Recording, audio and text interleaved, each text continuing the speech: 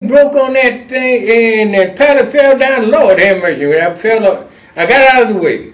All of us got away, and we were distraught. Oh, and we were just hollering about it. And then the lieutenant had this crane fixed, and he told us to y'all go back to work. I said, no, we ain't going back to work, sir. He said, well, I give you direct order. I said, you call the IG. Call the IG, and he gave us that day off. And then the first sergeant, well, he liked me too much anyway. The job come up to be commandant, to work for the commandant troops. Nobody wanted that job. It was $10 more. You know, I had shiny shoes, a ballet. Yeah, I took that man's job.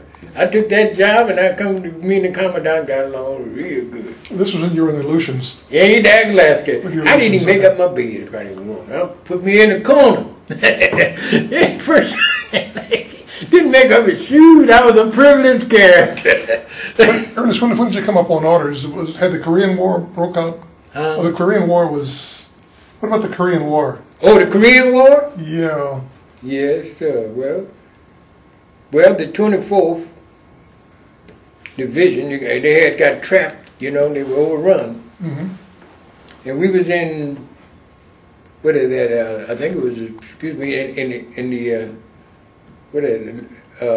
Sasebo, Japan, I think it was Ku Center. So you left the Aleutians and went to Japan? Huh? You left the Aleutian Islands and went to Japan? Let me see. How did you get to Japan? No. I joined Fort Hood, Texas there.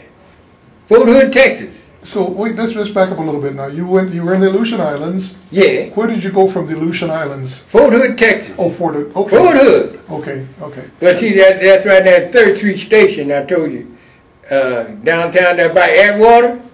And they had their maps out, and they didn't know where Fort Hood was, you know? And they had me to go all the way to Houston, Texas, you know? But I happened to see a friend of mine on there, Jack Simpson. Remember Jack? He lived on Vancouver. Okay. Yeah, he was going to Fort Hood. And he said, man, you going out of the way.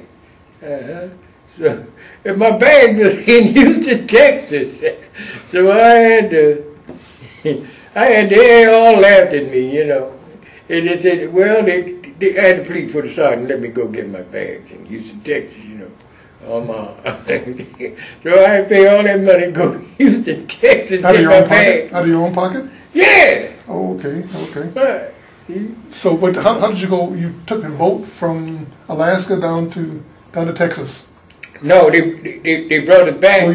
Flew you down? Yeah, after 24 months, and sent me to Fort Hood, Texas. Okay, when you were at Fort. Yes, I was still in service, you know. They were trying to make up their quota. Sure. See, they needed tanks, you know, more people for it being a tank company. But see, I still was supposed to go to the signal company. But I got to making friends and everything. Daniel Boone, he would become commander there. Yeah, he was. See, it was before integration anyway. He was a tactician. He had an 8th grade education, but he was a tac man during World War II and everything. He was just a good soldier, you know. And he kept me around there, and you know, he kind of wanted to keep his quota, huh? And every time I asked him about me going to the signal company, because I didn't want to be no tanker. I'm supposed to go to the signal company. But I met a lot of friends. He kept me around there a pretty good while. And then when the papers come for me to go to the signal company, but I had made a lot of friends there, you know, in the tank company. So they decided me, and I just stayed there, you know, with the Brotherhood. What was the name of the tank? What tank were you operating? 64 Negro Tank Battalion. 64 heavy tank. And what model tank were you driving? Well, we had the M26 and what is the other one? The Sherman tank is 7. What is it? Sherman tank they used in World War II. The train on that. With the 75? Have a 75? You had 75 right on it. That's 4.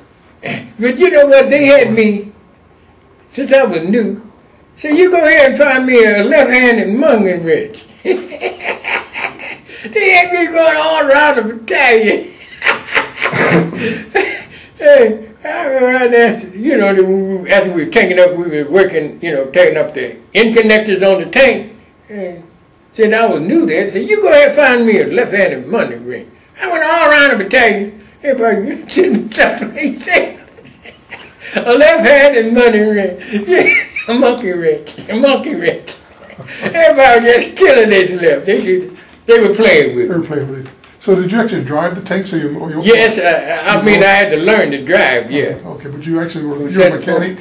Were you a mechanic on the tank? No, they made me assistant driver. Assistant driver, okay. Because, fellow, he loved to drive, So I was assistant, I was the bow gunner, the gunner. Okay. When he get tired, then I'm supposed to switch over. So we had to learn all the positions on the tank. In case one get knocked out, I had to be a gunner. I had to learn how to be a loader, to load them big shells on there. We had to learn all those operations on the tank. Because it was, a 5-man tank, yeah.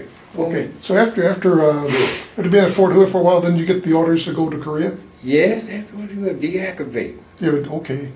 So that they sent you directly from Hood to That's Korea? right. And how did you get over there? By plane or by ship? Well, we landed in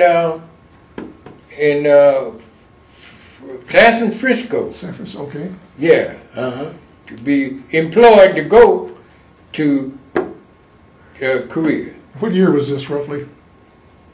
Well, I guess that would have been around 49 or something, I guess, around. Mm-hmm. Yeah, because we stayed over there in Sasebo, Japan,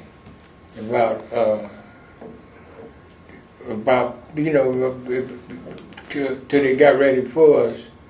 That was pretty near a little less than a year. Okay, so you went from From Texas. there, then that back officer called us up. You went from Texas to Sasebo to Japan. Yes, Sasebo. By ship. Yeah, by ship right. or plane. That's the southern part. Yeah. By ship or by plane. Well, we went by ship. Oh, That's where I saw what's his name? Cleveland Claiborne. Yeah, I was getting on the ship. He had come back. Claiming to come back from Korea. Yeah, I couldn't wait, but I had to get on the ship. I got you. So you're there in Japan. You were there in Japan when the Korean War broke out? Yeah. Okay. Right. And then back out there, then he called us up then, because the 24th had got trapped, it had been overrun. And so we had they sent the 1st Marine Division. We landed at 38 parallel with the 1st Marine Division.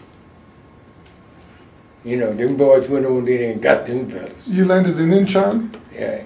Right, Incheon landed right there at the 38 parallel. Mm-hmm, mm-hmm. That's where the 1st Marine Division, they went on in there and got them boys. Was there a lot of action going on when you got there, or was it always about pretty much, the Marines had pretty well cleared it up? Was it pretty clear when you got there? Yeah, it was clear. You're right, it was clear up, because we, 3rd Division, were infantry and tanks. See, the infantry, we supported the infantry. And see, we got off that land barges, the infantry, the infantry come behind us. See, they're not going to move unless you got tanks. See, so our tanks rolled off that barge and everything, and the infantry come up. But the Marines had already mopped up. So that 1st Marine. How far north did you go?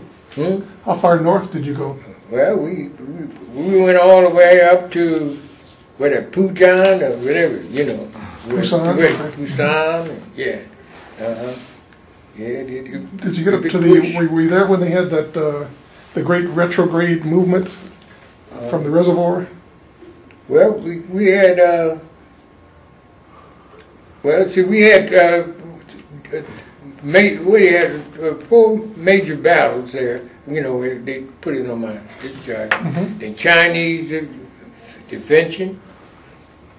Jim Chaplin was over there. And they shot down, you know, when they buzzed us and everything, General